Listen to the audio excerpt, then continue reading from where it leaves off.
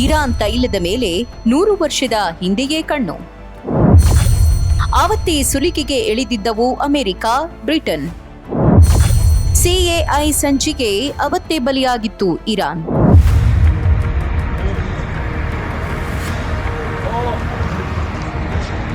Israel ದಾಳಿಗೆ ಇರಾನಿನ ತೈಲಾಗಾರಗಳು ಹೊತ್ತಿ ಉರಿತಾ ಇವೆ.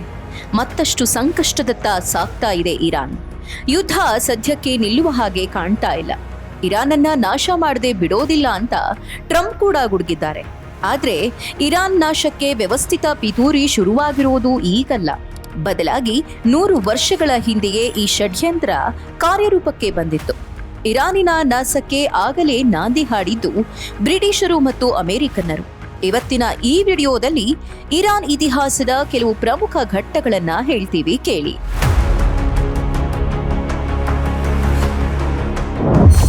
ಬ್ರಿಟಿಷ್ ನಿಯಂತ್ರಣ ಮತ್ತು ತೈಲದ ಲೂಟಿ.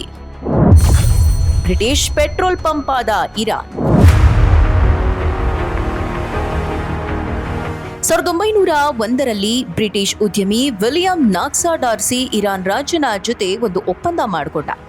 ಅದರಂತೆ ಇರಾನ್ನಲ್ಲಿ ಸಿಗುವ ಎಲ್ಲಾ ತೈಲದ ಬೆಲೆ ಬ್ರಿಟನ್ಗೆ ಸಂಪೂರ್ಣ ಹಕ್ಕು ಸಿಕ್ತು. ಇರಾನ್ನ ತೈಲದಿಂದ ಬ್ರಿಟನ್ ಶ್ರೀಮಂತವಾಯಿತು. ಆದ್ರೆ ಇರಾನ್ ಬಡವಾಗ್ತಾ ಹೋಯಿತು.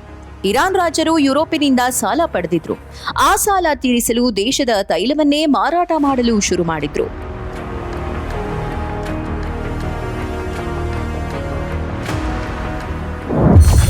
ಪ್ರಜಾಪ್ರಭುತ್ವದ ಹತ್ಯೆ ಮತ್ತು ಆಪರೇಷನ್ ಅಜಾಕ್ಸ್. ಮೊಹಮ್ಮದ್ ಮೊಸಾದೆ ಮತ್ತು ಸಿಐಎ ಸಂಚು. One of his rare appearances, Mohammad Mossadegh, Premier of Iran, meets the press to reaffirm his government's unwillingness to arbitrate with Britain over nationalizing the Anglo-Iranian oil company. With chances of a settlement fading, the West's best hope is that this sickly man, in whose frail hands may lie the key to peace, is as anti-Russian as he is anti-British. 1951ರಲ್ಲಿ Mohammad Mossadegh Iran ಪ್ರಧಾನಿಯಾದ್ರು. ಅವರು ಇರಾನ್ನ ತೈಲವನ್ನ ರಾಷ್ಟ್ರೀಕರಣ ಮಾಡಿಬಿಟ್ರು. ಅಂದ್ರೆ Iran ತೈಲದ ಲಾಭ ಕೇವಲ ಇರಾನ್ ಜನರಿಗೆ ಮಾತ್ರ ಸಿಗ್ಬೇಕು ಅಂದ್ರು. ಇದರಿಂದ ಆಕ್ರೋಶಗೊಂಡ ಬ್ರಿಟನ್ ಅಮೆರಿಕ ಮೊರೆ ಹೋಯಿತು. ಆಗ 1951 ಅಮೆರಿಕದ ಗುಪ್ತಚರ ಸಂಸ್ಥೆ ಸಿಐಎ ಇರಾನಿಗೆ ಎಂಟ್ರಿ ಕೊಟ್ಟಿತ್ತು. ಆಗ ಶುರುವಾಗಿದ್ದೇ ಆಪರೇಷನ್ ಎಜಾಕ್ಸ್.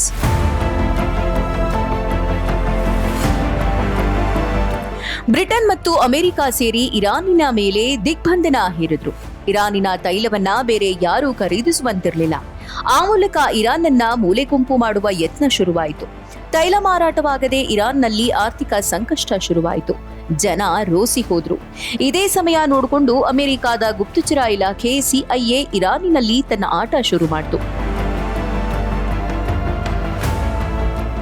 ಸರ್ಕಾರದ ವಿರುದ್ಧ ಪಿತೂರಿ ಶುರುವಾಯಿತು. ಇರಾನಿನ ಪತ್ರಿಕೆಗಳಲ್ಲಿ ಮೊಸಾದೆ ವಿರುದ್ಧ ಪ್ರಖರ ಲೇಖನಗಳು ಪ್ರಕಟವಾಗುವುದಕ್ಕೆ ಶುರುವಾಯಿತು. ಜನಾಭಿಪ್ರಾಯ ಮೊಸಾದೆ ವಿರುದ್ಧ ತಿರುಗಿತು. ಈ ಮಧ್ಯೆ ಸಿಐಎ ಇರಾನಿನ ವಿರೋಧ ಪಕ್ಷಗಳನ್ನು ತನ್ನ ಬುಟ್ಟಿಗೆ ಹಾಕಿಕೊಂಡಿತ್ತು. ಸರ್ಕಾರದ ವಿರುದ್ಧ ಜನಾಂದೋಲನ ಶುರುವಾಯಿತು. ಅಷ್ಟೇ ಅಲ್ಲ, ಮೊಸಾದೆ ವಿರುದ್ಧದ ಕೆಲವು ಮಿಲಿಟರಿ ಅಧಿಕಾರಿಗಳು ಈ ಬಲೆಗೆ ಬಿದ್ರು. ಅಂತಿಮವಾಗಿ ಅದೇ ಮಿಲಿಟರಿ ಅಧಿಕಾರಿಗಳು ಮೊಸಾದೆ ಅವರನ್ನ ಬಂಧಿಸಿಟ್ರು. ಇವೆಲ್ಲ ನಡೆದಿದ್ದು ಜನಾಕ್ರೋಶದ ಹೆಸರಲ್ಲಿ. ಆದರೆ ಇದರ ಹಿಂದಿದ್ದದ್ದು ಬ್ರಿಟನ್ ಮತ್ತು ಅಮೆರಿಕ. ಅಂತಿಮವಾಗಿ 1953ರಲ್ಲಿ ಅಮೆರಿಕದ ಕೈಗೊಂಬೆಯಾದ ಇರಾನ್ ಶಾ ಮೊಹಮ್ಮದ್ ರೆಜಾ ಪಹಲವಿ ಅವರನ್ನ ಅಧಿಕಾರಕ್ಕೆ ತರಲಾಯಿತು. ರಾಜನ ಆಡಳಿತ ಶುರುವಾಯಿತು. ಶಾ ಆಡಳಿತ ಮತ್ತು ಪಾಶ್ಚಿಮಾತ್ಯ ಸಂಸ್ಕೃತಿ. ಶಾ ಆಡಳಿತದಲ್ಲಿ ಇರಾನ್ ಆಧುನಿಕ ಜಗತ್ತಿಗೆ ತನ್ನನ್ನ ತೆರೆದುಕೊಳ್ತು. ಮಹಿಳೆಯರಿಗೆ ಶಿಕ್ಷಣ, ವಾಹನ ಚಾಲನೆ ಮತ್ತು ಪಾಶ್ಚಿಮಾತ್ಯ ಉಡುಪು ಧರಿಸುವ ಸ್ವಾತಂತ್ರ್ಯ ಸಿಕ್ತು. ಆದರೆ ಒಳಗೊಳಗೆ ಭ್ರಷ್ಟಾಚಾರ ಮತ್ತು ಜನರ ಮೇಲಿನ ದೌರ್ಜನ್ಯ ಹೆಚ್ಚಾಯಿತು. ಶಾ ಜನರ ಭಾವನೆಗಳಿಗಿಂತ ಅಮೆರಿಕದ ಹಿತಾಸಕ್ತಿಗೆ ಹೆಚ್ಚು ಒತ್ತು ನೀಡತೊಡಗಿದ್ರು.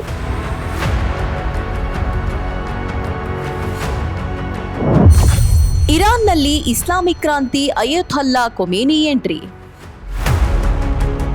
ಶಾ ಅವರ ಅತಿಯಾದ ಪಾಶ್ಚಿಮಾತ್ಯ ಒಲವು ಮತ್ತು ಭ್ರಷ್ಟಾಚಾರದ ವಿರುದ್ಧ ಜನರು ತಿರುಗಿ ಬಿದ್ದಿದ್ರು. ಇದೇ ಸಂದರ್ಭದಲ್ಲಿ ಅದನ್ನೆಲ್ಲ ಸರಿ ಮಾಡೋದಾಗಿ ಖೊಮೇನಿ ಜನರಿಗೆ ಭರವಸೆ ನೀಡಿದ್ರು. ಮುಂದೆ 1979ರಲ್ಲಿ ಇಸ್ಲಾಮಿಕ್ ಕ್ರಾಂತಿ ಆಯಿತು. ಶಾ ದೇಶ ಬಿಟ್ಟು ಓಡ್ ಹೋದ್ರು. ಅಯತೊಲ್ಲಾ ಖೊಮೇನಿ ಸುಪ್ರೀಂ ಲೀಡರ್ ಆದ್ರು. ಇರಾನ್ ಒಂದು ಇಸ್ಲಾಮಿಕ್ ಗಣರಾಜ್ಯವಾಗಿ ಬದಲಾಯಿತು. ಅಂದಿನಿಂದ ಇಂದಿನವರೆಗೆ ಇರಾನ್ ಮತ್ತು ಅಮೆರಿಕ ನಡುವೆ ಶೀತಲ ಸಮರ ನಡೆಯುತ್ತಲೇ ಇದೆ.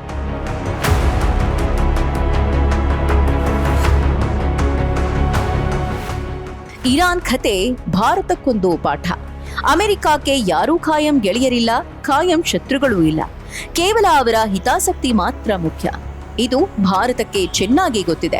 ಹಾಗಾಗಿಯೇ ಭಾರತದ ಆಂತರಿಕ ವಿಷಯದಲ್ಲಿ ಈಗ ಮೂಗು ತೂರಿಸುವುದು ಹಿಂದಿನಷ್ಟು ಸುಲಭವಲ್ಲ. ನೀವೇನಂತೀರಿ?